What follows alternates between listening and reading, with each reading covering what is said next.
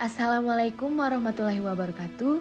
Yang saya hormati Ibu Reza Rahmawati selaku dosen pengampu pada mata kuliah Integrasi Tenaga Kesehatan dan juga rekan-rekan yang berbahagia.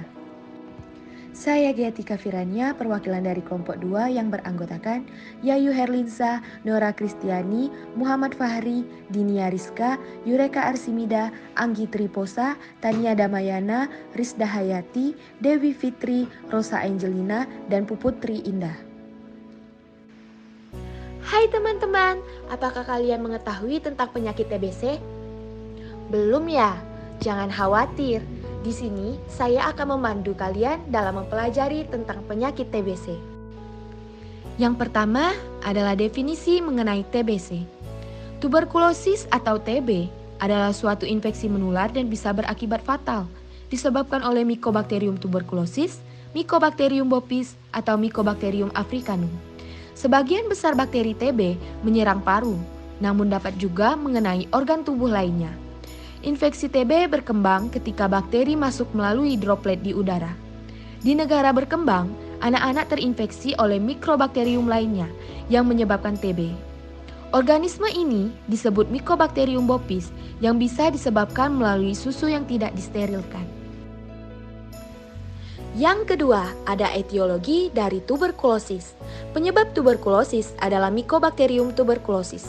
Basil ini tidak berspora, sehingga mudah dibasmi dengan sinar matahari, pemanasan, dan sinar ultraviolet.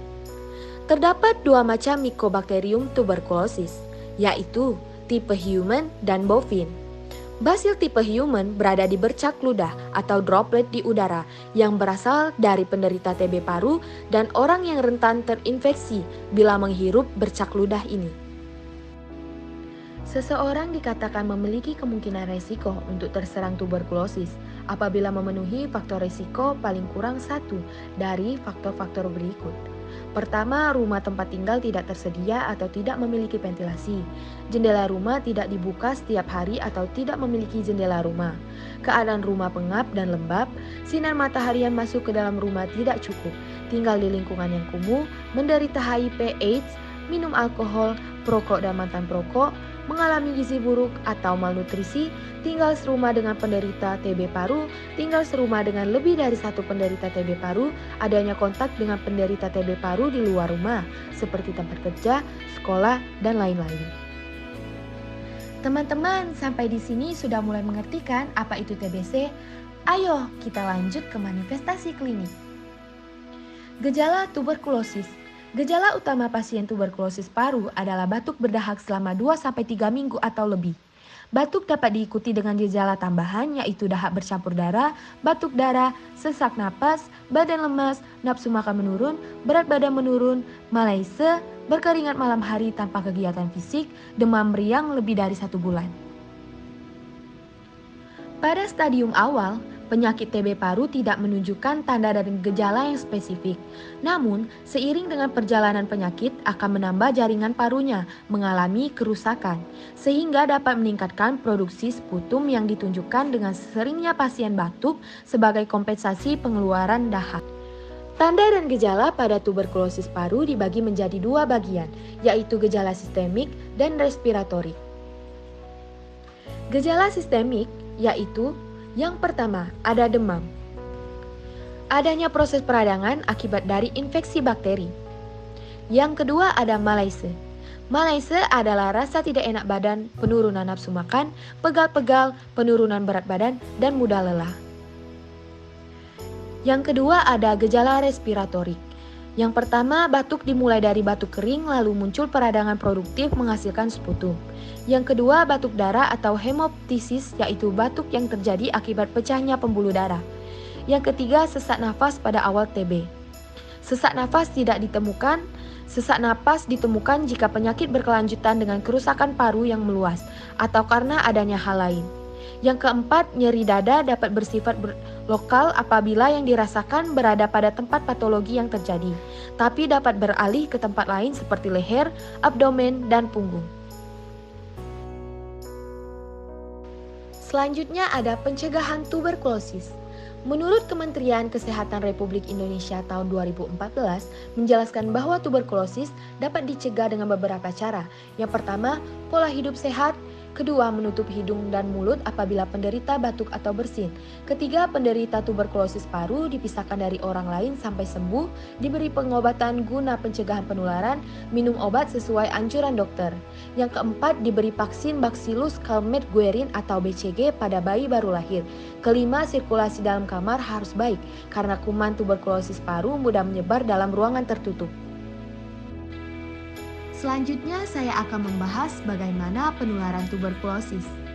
Pada waktu batuk atau bersin, pasien dapat menyebarkan kuman ke udara dalam bentuk percikan dahak atau droplet nuklein.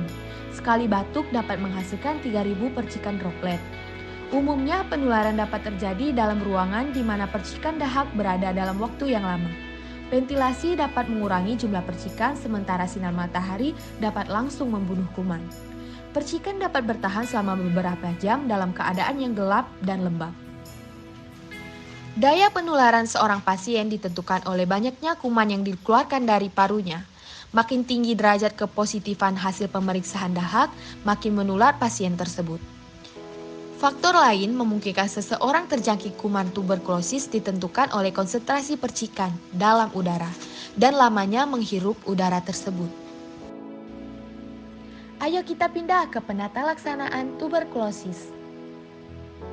Adapun tujuan pengobatan tuberkulosis paru untuk menyembuhkan pasien, mencegah kekambuhan, mencegah kematian, memutuskan rantai penularan, serta mencegah resistensi Mycobacterium tuberculosis terhadap OT.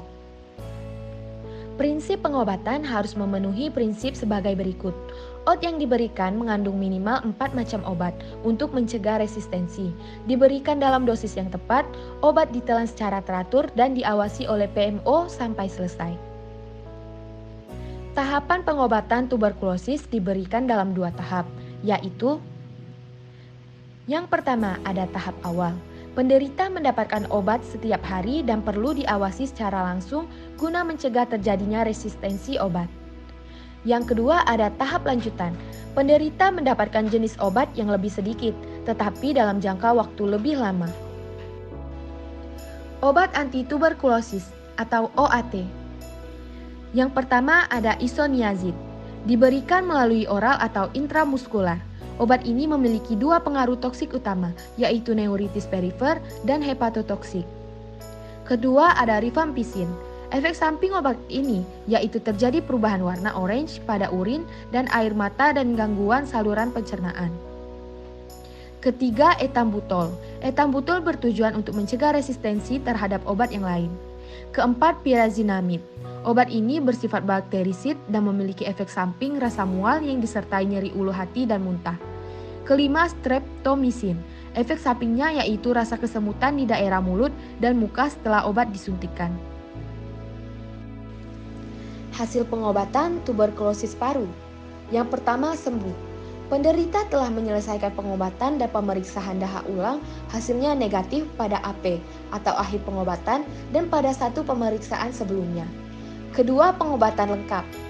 Penderita yang menyelesaikan pengobatannya secara lengkap tapi tidak ada hasil pada pemeriksaan dahak ulang di akhir pengobatan. Ketiga, meninggal.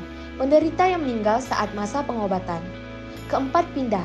Penderita yang dipindah ke unit pencatatan dan pelaporan lain dan hasil pengobatannya tidak diketahui. Kelima, putus berobat.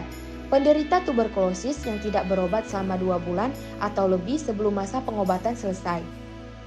Keenam, gagal. Penderita dengan hasil pemeriksaan dahak positif atau kembali menjadi positif pada bulan kelima atau lebih saat masa pengobatan. Ketujuh, keberhasilan pengobatan atau treatment sukses. Penderita yang sembuh dan sudah menyelesaikan pengobatan lengkap. Sampai di sini sudah mulai paham kan apa itu tuberkulosis? Oke, kita lanjut ke yang terakhir, yaitu penata laksanaan non-farmakologi.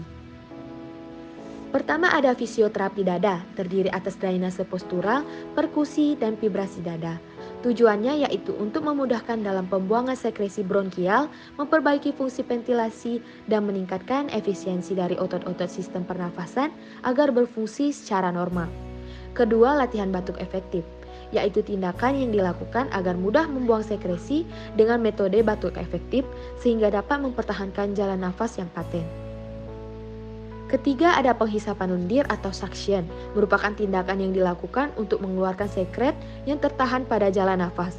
Penghisapan lendir bertujuan untuk mempertahankan jalan nafas tetap paten. Sekarang kalian sudah paham kan mengenai TBC? Semoga penjelasan dari saya dapat menambah ilmu dan pengetahuan kalian tentang tuberkulosis. Sekian dari kelompok 2. Apabila salah kata, saya mohon maaf. Kepada Allah saya mohon ampun. Wabillahi taufiq wal hidayah. Wassalamualaikum warahmatullahi wabarakatuh.